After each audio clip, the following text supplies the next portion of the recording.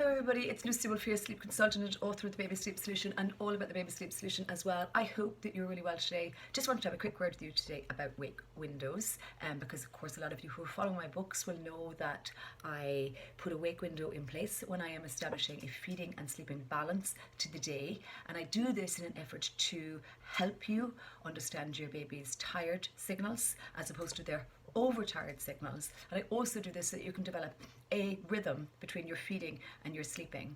And then as time unfolds, I typically move to a more clock-based day layout when your child's sleep is becoming more established and when they are sleeping well and napping well for you as well. Now, first of all, if we're looking at wake windows, it's a case of doing two things. One, looking for your child's early sleep cues, so brief eye rubs, brief yawns, moments of quiet, okay? That indicates early sleep cues, and we tend to try to work from them as opposed to the obvious cues like intense eye rubbing, big type yawning, agitation, clenching fists, stretching limbs, whingy, fussy, moany, crying, because they indicate overtired signals, and that often means that your baby's body is going into an overtired sequence, which means the body has a chemical response, which means that the body goes into fight or flight mode, which then means that you may experience resistance to sleep, and you may also experience short naps in duration, or you may experience a bit of both.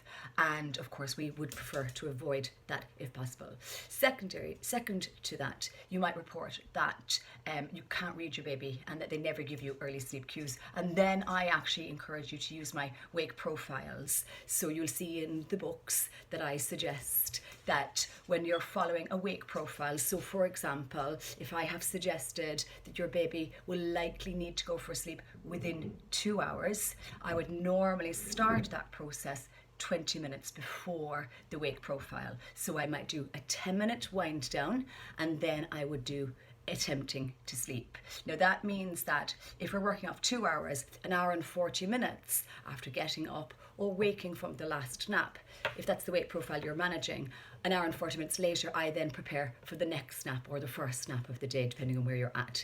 And then I always do a nap routine. So I like that to be about 10 minutes long in the bedroom that your child is sleeping. And then, of course, if you're working on your child's sleep, I use the stay and support approach to help them transition to a more independent style of sleep where their day sleep is concerned. Now, do bear in mind that wake windows on their own will help you establish a rhythm to your day, but they won't always sort all of your sleep challenges out, because sleep is so much more than a wake window, okay? And I suppose I spent a lot of time talking about the different influences and the different things that you can be doing to try to help your child sleep better, deeper, longer, and more. So it may be a case of reviewing the books, book 1 and book 2. And book 2 really refines everything that's in book number 1. So just maybe things that you're struggling with to put in place, that it can be a good way of you to work through it.